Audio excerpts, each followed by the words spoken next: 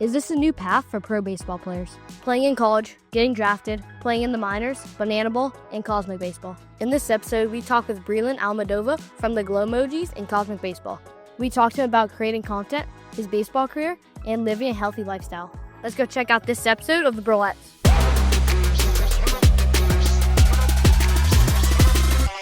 This week's episode is presented by RT Shades. This is a sunglass brand I started with my dad to help athletes block out distractions. And right now you can get 2 pairs for $49 at rtshades.com. Thanks for supporting this podcast. Now head to rtshades.com. How did you become the Smoothie King? Well, the funny thing is I just gave myself that name because I was tired of going to places like Jamba Juice and Smoothie King.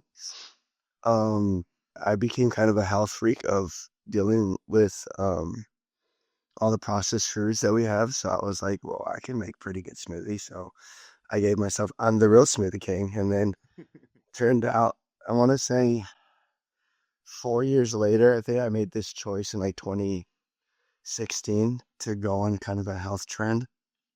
4 years later, I finally used Instagram a lot more. And so it was probably my 5th name change or like user tag name change. And that's when I started my business, Mana Living Health, which is a small little locally run business out in Hawaii, which my mom and dad helped me run. But I was like, well, my smoothies taste better and they're more natural and they're more organic and unprocessed. So it's like, I'm the real Smoothie King. And that's what it is. And that's what it's been probably for 8 years running, I think. Something like that. I don't know, but it's been a while. That's awesome. And I literally am having a smoothie right now. So, well, 2 things. So what's in the smoothie this morning? And then 2, what does that kind of business look like today? I know obviously you have another Instagram account where you're sharing a lot of smoothie recipes. You do share some smoothie content. You get some ebooks out there. I know at one point you had like some, you're doing farmers markets and all kinds of stuff, but you're also playing baseball. So where does that kind of business live today? So it started COVID. I was doing an off-season catering job out in Phoenix, Arizona. COVID hit, then I moved back home to Hawaii. And the December before COVID, so December 2019, I just got my degree from the University of Alabama. I finished my my senior year there. It took me 3 years because I was doing it online while I was still playing ball. So I graduated, I walked, which was really cool, just to be on campus and be part of, I don't know, like that history and like legendary of a school, which is really cool. I went home and I was like, well, I want to start a business and I've always wanted to. And COVID was going on. So I was like, well, people need health in their life and we need better health. And why not do smoothies? Because I loved making shakes and my dad always made me protein shakes growing up. And I was kind of going on I want to say a vegan vegetarian kind of trend. So I was like, well, the best way to get it in is to, instead of eating it, just drink it. And that's when I started making smoothies. And I started basically with a lemonade stand on the corner of my street. And then after a month or so, once things kind of started opening up again, then the farmers markets opened up. And then I got involved with our local one out in my community. And we've been there since 2020, so about 5 years now. What was it like growing up playing baseball in Hawaii? And most of your friends were probably surfing and on the beach. It's probably the best thing ever because I have nothing to compare it to. I never moved out of Hawaii, so I can't be like it's better than the mainland. All I know is Hawaii and growing up there. So I can't say like, oh, it's better than living in California or growing up in Florida or something, right? So Hawaii is just its own place and there is no comparison. And I believe that no matter where you grow up, there shouldn't be a comparison. I mean, you make it what it is, right? But just being there and just being in good weather all the time and good people and good food, I've been blessed and I'm fortunate. My great grandparents decided to migrate there at some point back in the late 1800s, which is really, really cool. And how my family has kind of just evolved and been part of the Hawaiian ancestry of kings and queens, which is really cool. I got a couple aunties and uncles that have done like our tree genealogy and we're somehow like related to some distant king and queens and stuff. But I mean, the cool part about being from Hawaii and playing baseball there is just the fact that my dad coached me and we've always traveled. So it's like we could play in Hawaii and have year-round sports no matter what, because there is no seasons. It's basically spring and summer all year round with maybe a month or so of some rain. But I mean, it's rain with the same temperatures.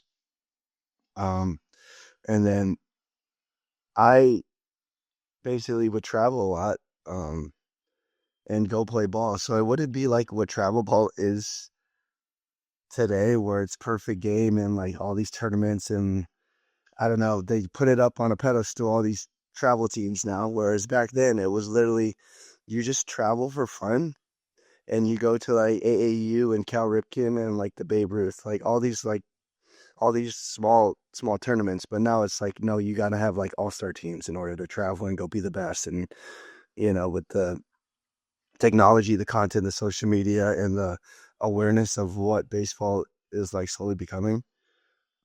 It's totally different back then where it was, you went with almost like your best friends and we went to travel and it's the same thing. I mean, even now though, like you still kind of play with your best friends, but back when I played, it was literally your best friends from within 2 mile radius of that like community. So that's what I probably enjoyed the most. And then we would stay at the park till like 2 until our parents decided to drive home. And we were like, oh, well, you got 4 hours of sleep for school tomorrow. So Different world, man. I love it.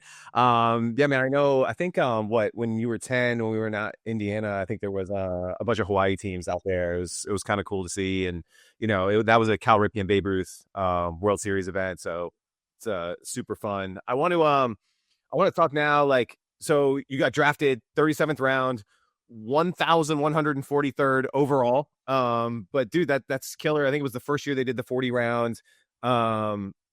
And you're still playing 13 years later. I think that's the cool thing. So I mean, that's a 13-year journey. I'm going to ask you in one question, but like, talk us through getting picked and how that motivated you to keep working and still be playing today.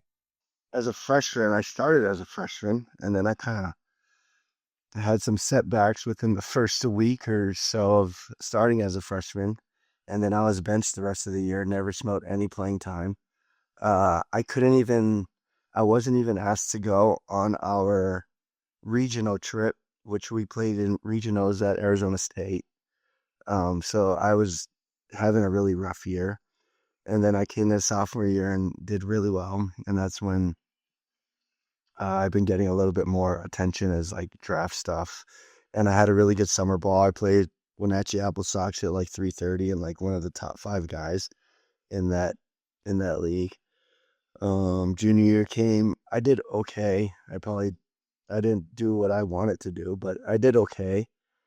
Um, and kind of just the talks was, at least for my expectations, I was going to be drafted within the first 10 rounds. Um, and that didn't happen. So first day went, whatever. Second day went, I was like, well, I guess I'm going back to school when I already packed up all my stuff out of my locker room and I already committed, like I'm not coming back no matter what. Then third day came and it was getting it was getting late back at home because the draft started with the Hawaii time difference. It started a lot earlier, so I was still sleeping as far as that like last day went. But at some point, I don't know, I kind of gave up and I stopped watching. And then I think my mom called me and said, "Oh, we just heard your name or something get picked." And yeah, it was 1,143rd pick. And I think that's the coolest thing. Like looking back, I can say no matter what, my name is like in the history books of getting drafted. And I didn't understand why, I was so late, but it really doesn't matter now that I look back, being older. The fact that I even just got an opportunity to show up to a 1 week, I guess you would say like a mini spring training for the new draftees. Um, I could relive that week over and over again. And then from then on, um, it's just been a wild ride as far as including affiliate teams, um, like the different teams in Arizona that I played with, which was 3 or 4. Including those, I think I've played on over 20 teams in the past 13 seasons, and this being my 14th. Yeah, I kind of wish I kept at least a hat from every team, just to put in a trophy room that I have. But probably the best time of my life, and the only reason why I could do this based on the experiences that I've had and teammates that I've had is one, I've never really had a girlfriend the whole time. I've never had to settle down for like a family. And 3, the money or the lack of money that we would get, it didn't bother me as much because, again, my parents supported me in every way that they could. And those are the 3 main reasons why those are the 3 main reasons why people leave the game. It's because they're not making enough, or they want a family, or they have a girlfriend that's like, I'm over this life, and they end up following the girl, right? Because she's threatening to break up with you. And I haven't really had that. I mean, sure, I've maybe had a girlfriend or two say like, well, what are you going to do after baseball? I'm like, I don't know, because I'm still enjoying it. I'm still playing it. And if you can't support it, then I can't, then this isn't going to work. I thought the coolest part though, within those 13 years was my independent years.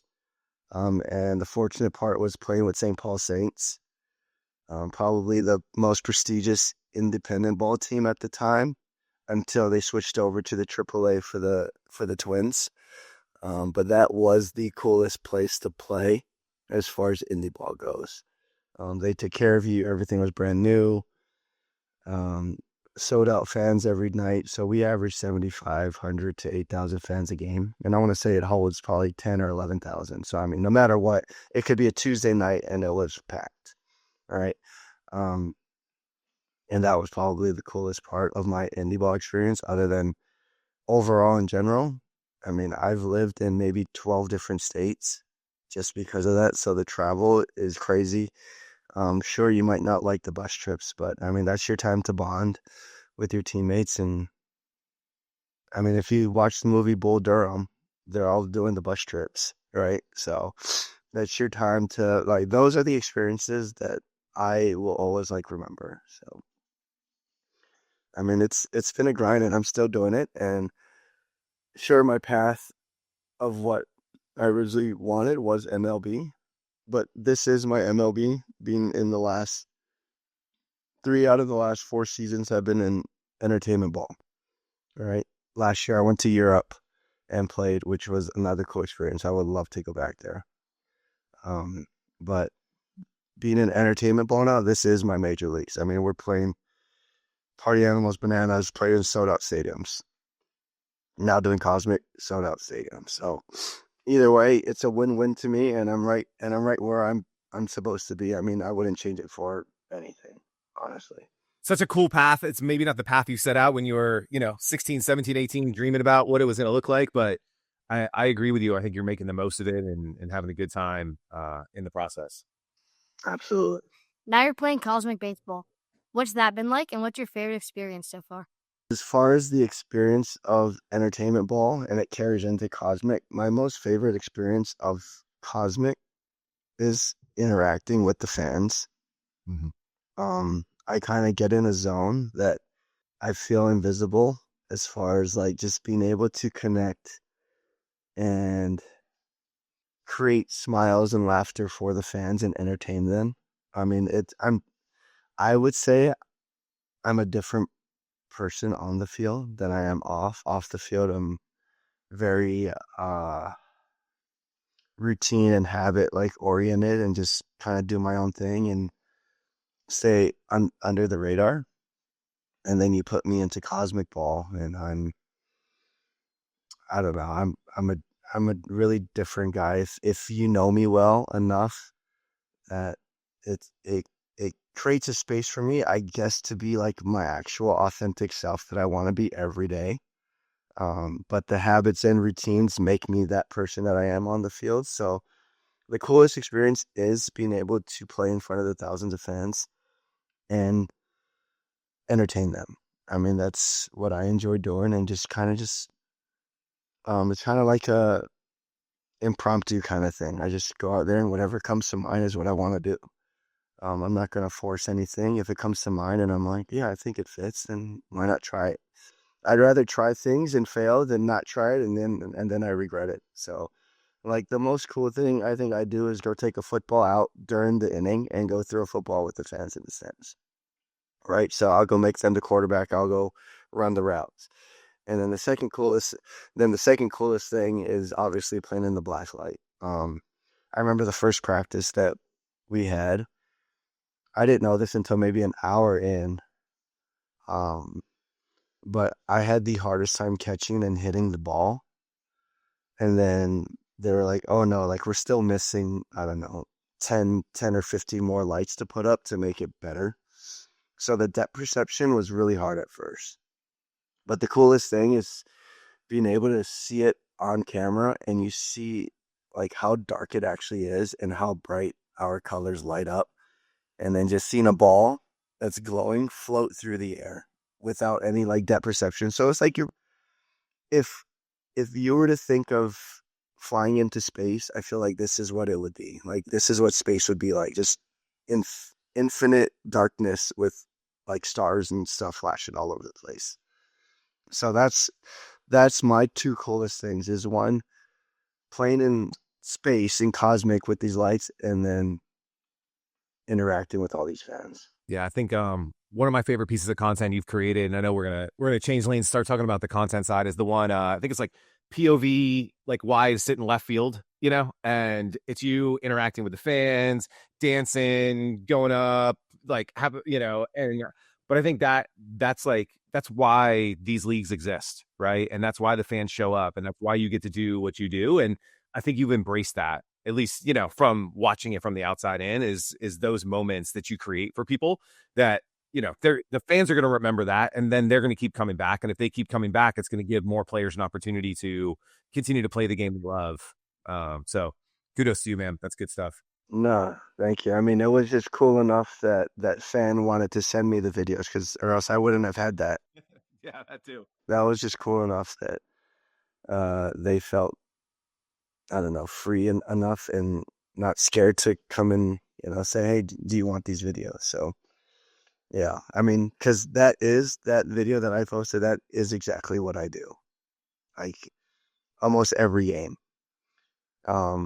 It's almost, it reruns in my head because that's probably, if you were to script it, that's how I script it every day without it being a script, I kind of know when and where to do the things I do and how to place them with the fans. But that's me in a nutshell in a 30-second video. All right, let's jump into your content. Right now, it's a mix of both baseball and pickleball. How would you describe your content and strategy right now? There's no strategy other than because I don't care about growing it. I honestly don't. If it grows, it grows. Whoop-de-doo. I'd rather, like you, create a business that I enjoy, which is not shown on my Instagram, and enjoy doing that than, go on social media and just be this attention-seeking guy. But if you want a strategy, my strategy is find something you enjoy doing, which for me, it's baseball and pickleball. And I'm putting content out there that is going to, I'm hoping, inspire and help others learn and gain some knowledge. So baseball, I'll put hitting videos with some like description of what I'm trying to do, what my approach is, what I've learned in approaches, swinging technique, swinging drills, hitting drills. And then in pickleball, it's just me being inspired by Eric Burns. And now I want to go pro in pickleball because I enjoy competition in my life. So after baseball, pickleball is the next thing. And so it's more of me just showing people like, hey, you can do whatever you want. It's just a matter of how much dedication and commitment are you going to have. So it's even cool for me to see, for at least the pickleball side, the videos I posted earlier to even a month to 2 months later, and I'm kind of noticing development in all of my skills of how I used to hit to now I'm hitting a, a pickleball, and like technique and like mechanics are just went from like a robot and like kind of just figuring out what my arms and wrists like need to do, and now it's getting better.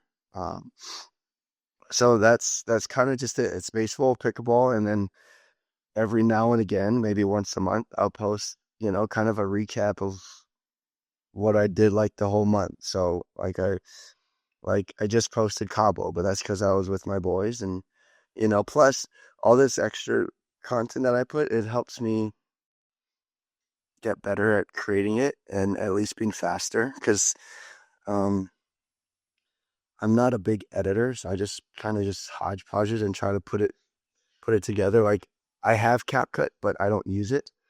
I just upload the videos on the Instagram and edit on the IG. Um, yeah, because my strategy isn't to, like, if I was to have one, it's not to entertain, it's more to educate. I'd rather you get something out of it that you can use in your own life. Um, and not to, I guess, hamper the people that literally make content for entertainment purposes, but like all of us humans, we're all trying to get somewhere successful. Whatever your success is, we're all trying to get there. And my purpose is, well, hopefully whatever I put out there educates and helps you learn certain ways to do that. Even if you don't take anything from it or something, I mean, it's something that you could literally learn or pass on to somebody else. Um, and so that's kind of what I want to do, as far as if I were to have a strategy. Just because what I learned, just from making social media is finding your niche. Like, what are you good at, or what do you enjoy, and that's what you should be putting on your on your social media. So, hey, if you enjoy the dancing and just learn the dancing trends or making funny memes, then by all means go do it. Um, but that's not for me. For me, it's I enjoy baseball, health, pickleball, and traveling. So I'm going to show you those four things. Either it's on my business page of smoothie making, which is going to be my health, right? Or it's going to be my personal profile, which is baseball, pickleball, and sometimes some gym stuff and a lot of traveling stuff. And I just stick with that because I really just want to help people, and I hope I inspire you to live your best life the same way I do. It's a good strategy. Even it's the good no strategy, but it's working. I'm doing my best. What's your filming setup these days? Well, I did have a tripod until I got that taken away, because when you go back through customs in Mexico, they take away your tripod. At least the Mexican side. And I didn't know that, unless you want to check it in. But if you hand carry it through TSA Mexico, they take away your tripod. And I didn't know that. So I did have a tripod for my iPhone. I just ordered a new one on Amazon, but this isn't my setup. It's literally just the phone. I don't have cameras. I don't have drones. I did have a GoPro, and that's broken, and I don't have the money for a new one. I mean, there's no point. I'd rather just have this, and it's one click away. Whereas a GoPro, you need to take it, upload, edit. There's too many processes. For me, like America, we want fast and convenient, right? Especially when it comes to food. We love fast food. So for me, I love fast technology that works and it's simple. So iPhone, I learned that the video quality when you go to the camera, I learned this maybe only a couple months ago, but you always, I don't, so let's see. So you see the HD 30? I didn't know that if you click the 30 and whatever the camera does, you put the setting to 60, it makes it look so much better. So that's the only thing I do before I make a video now, is I just set that to 60 and it just looks cooler. I don't know how or what it does, but that's kind of the only thing I do. The simple setup. And if not, I gotta selfie stick it or put it on the ground and lean it up. I love that, man. I think it's something that I think stops a lot of people from getting started with content is they think they need all this gear, they need all these lessons, and you're just like, dude, just turn your phone on, hit the 30 to 60 and hit record. And I think that in alone should be inspiring to a lot of people listening to this to know, like, hey, like, you don't need a lot to create. It's more about the next part, which you're going to ask, versus the fancy equipment. Well, I was just gonna say, like, everyone asks how to do something. It's like, stop trying to figure out how to do it and just do it. If you make a mistake, that's how you learn how to do it, because you make a mistake and you learn. And that was kind of the last point I was gonna make. It's just a matter of action. If you do more action rather than thinking, you'll end up going a lot further and faster, I think. How do you come up with ideas for your videos? And do you involve any friends or teammates when coming up with ideas? My main uh subjects of my content is baseball and pickleball, right? So um it's not much thinking as like what I need to do to post. It's either one going to be a baseball video or two it's going to be pickleball. Um and I would say probably the best inspiration I get on like what kind of baseball or pickleball is I'm literally scrolling through my Explorer page, which is all baseball and pickleball. So Um, most of the time, we don't have to invent something ourselves because it's already like there. We just need to make it our own. Like, I don't have to reinvent the wheel of content. So, like, I would take something like this, even with the words, the same words, and I would just copy the same words and make my own video. We don't have to like social media is where you can literally copy the person to your left and right, and there is no plagiarism, technically, right? I mean, you don't have to create this whole new idea to make it your best. Like, I think the best way to do it is just post what either one you want to do. So if it's baseball and you just want to teach hitting, then write down every day something that you do for your hitting, and then you'll have a whole list after a month, and then start making content. You could either do one video a day per point or one video per 2 points. I mean, it's really that simple. And then I think it's cool that if you also show the mess ups too. So if you show the mess ups on your video, because nowadays it's all about what doesn't go wrong, and that's more fantasy land to me. Like, be a real person. Like, we all mess up and make mistakes. So show the mistakes, because sometimes that's what inspires people more rather than people just looking at all the good stuff and then kind of deep down in the back of their mind that they're like, oh, I'll never get to that, right? But it's like, well, they don't understand. This is my 100th take at making this video, or like it took me 1,000 days to make it because I wanted to get it right. So they don't see the process. So if you can show somewhat of the process as well, I think that's the best videos. What's your favorite piece of content you've created and why? I think they're all my favorite, honestly. I mean, I have the ones that are pinned up, but I only pin them because they drew the most attraction. And so, according to, I don't know, social media research, you want to pin your most attractive stuff at the top, right? So people, when they come across your page, they kind of like stuck because they want to know why or what it was that was so attractive. And that's what helps you get followers and more attraction to your profile. So I don't really have a favorite other than the ones, I mean, yeah, I just put the ones that I pin because it created attraction, and that's kind of just, and it's also what I'm still doing. So until I um find something else new, then I'll pin something else, and that'll be like my newest enjoyment or newest thing like that I'm doing. But I mean, to me, I think every video of mine should be blowing up because it's like simple but educational, and there's so much knowledge to be learned from it, especially if you're a baseball or pickleball person, right? I mean, I think the way that baseball is going and how hidden instructors are coaching, I kind of got a different view on that. If you watch some Eric Burns podcasts, I'm the same as Burnsy. Like when it comes to hitting, stay short into the ball, inside the ball, and long through it. It's not the whole whatever this chicken wing flip upside down. Yeah, I don't, because if you look, I feel everyone's in general, I think the averages of baseball players are going way down. And it's because in our minds, we're like, well, homers pay. Well, homers, sure, they might pay, but you still need to hit 280.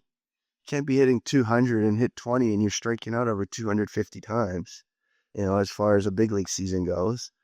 Um, and I've been always taught if you can hit 300, you will play for the rest of your life. If you learn to hit 300, power or no power, you will find a job no matter what. You will have a jersey on your back and you will find a job. So learn to hit 300 and learn to throw strikes if you're a pitcher. It doesn't matter about throwing hard. Sure, as you get older, velo does help, but as long as you can, I say 88 to 90 and be a Greg Maddux, throw strikes, make the ball move. And then as a hitter, hit 300. It doesn't matter. You will play this game for a long time.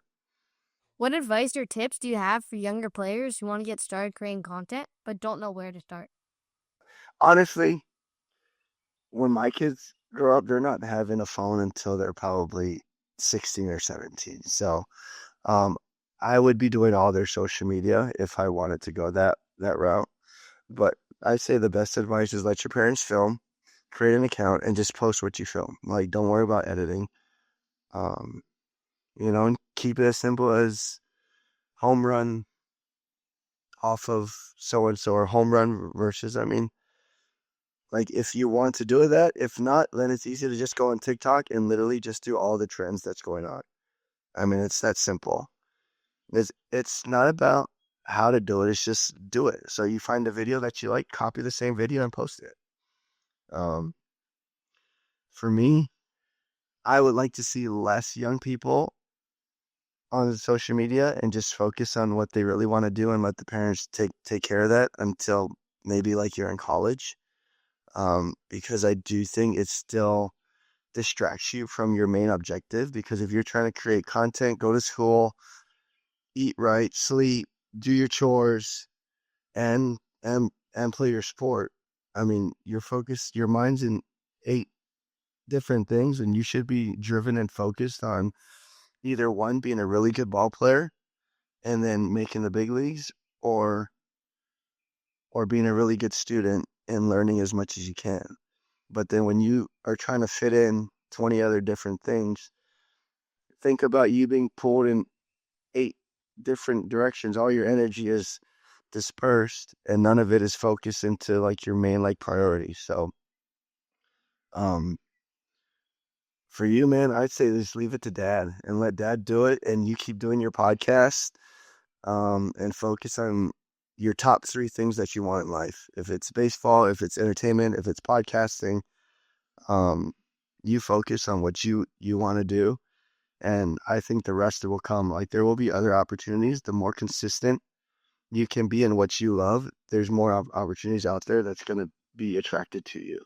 I actually agree with a lot of that, in that it's got to be a team, right? I think one of the things you said right at the beginning was like, your parents enabled you to have this career and to have this life, right? Whereas a lot of parents say, hey, it's time to get a real job, or whatever that is. And so with us, it's like, it's a team, right? Like, bring him on to learn these skills, develop these things. But you're right in that he doesn't have access to the Instagram account, right? I do.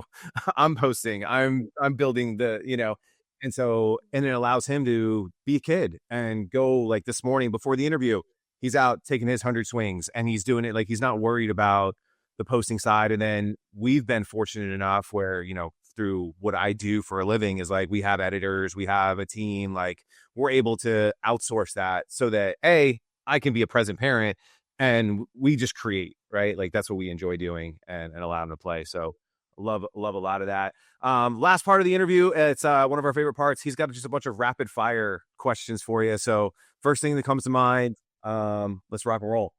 What's your favorite pregame meal? Or or my own trail mix. So Love it. What's your favorite walk-up song?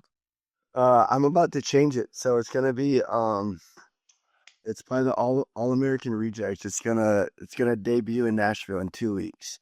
Nice. Gives you hell. Love that. I opened up for All American Rejects 25 years ago at UCF. Like crazy their little comeback right now. It's wild. What's the coolest stadium you ever played in? First one that comes to mind is Fort Wayne Tin Caps, back in Low A, in the Midwest League. But it's also because I hit about 800 there every time you played the Padres. It is one of the coolest, nicest stadiums I ever played at, with an amazing surface. Who's your favorite coach you've ever played for and why? Favorite coach, Mark Hales. He coached me Low A South Bend for 2 seasons, and he's old school, so he taught me to hate him but also love him. And probably one of the greatest coaches I've ever had, though, because a lot of what he's taught me has stuck with me. Best advice you've been given about life, baseball, or building a brand? It's by my outfield coordinator with the D-backs, Joel Youngblood, who also played with Pete Rose and has a World Series with the Reds, I want to say. And he's 75 and probably looks about 40. But he said, I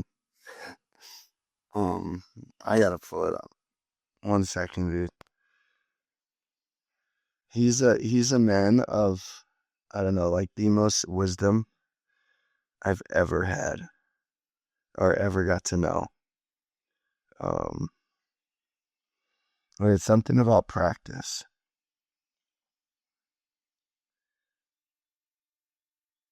Mm, mm.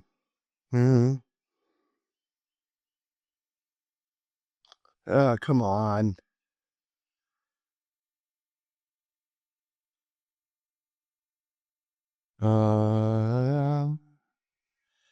Well, it's basically like if you don't practice perfectly, then you can't like practice. Perfect practice makes or permanent practice makes perfect practice, but like in the game kind of thing. So Joe Youngblood has just taught me to be like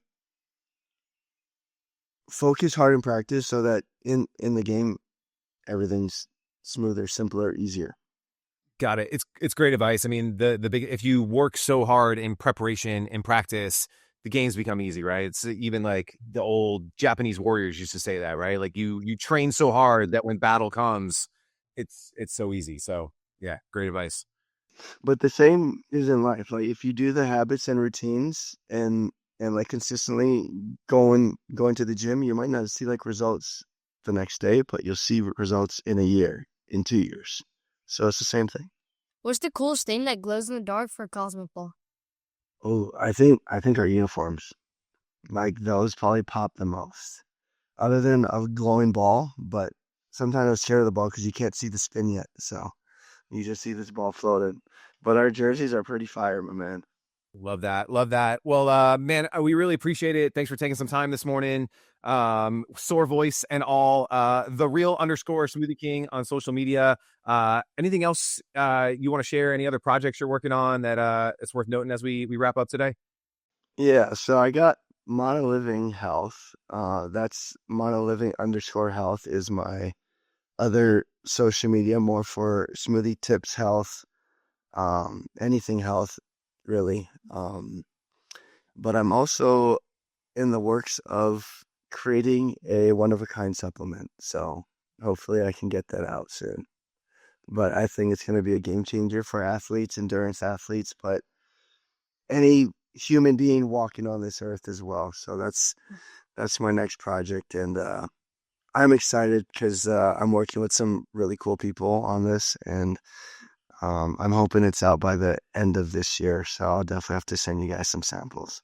we would absolutely love that, man. I will say during COVID, I started a supplement brand, and it was the most fun thing I've ever did. It's still like my favorite project that I've ever created. There's actually like right behind me. It was a coffee creamer with some lion's mane, collagen. It was my favorite thing I've ever created, and so bringing that product to life is just, anyway, you're going through it now. It's the coolest feeling in the entire world. So you definitely have to let us know. We'll definitely try it out, share it, all that fun stuff. But it's one of the most fun processes you can go through. I mean, you can't be a health freak and not take your own supplements, right? Like, I'd rather be taking my own stuff. So I think that's going to be the cool part, is just being able to say, like, you've created and built something, and you can finally have it in your own hands rather than making someone else rich. 100%. Well, go follow the real _ Smoothie King monoliving _ health. We'll make sure we link all of that up so you guys know when all that cool stuff is dropping. Also, all the dates that he's got this summer in Cosmic Fall. Really, man, thanks so much for hanging out, dude. This is super fun. Greg and Colt, man, thank you guys so much. This is awesome. And good luck to you, my man. Thank you.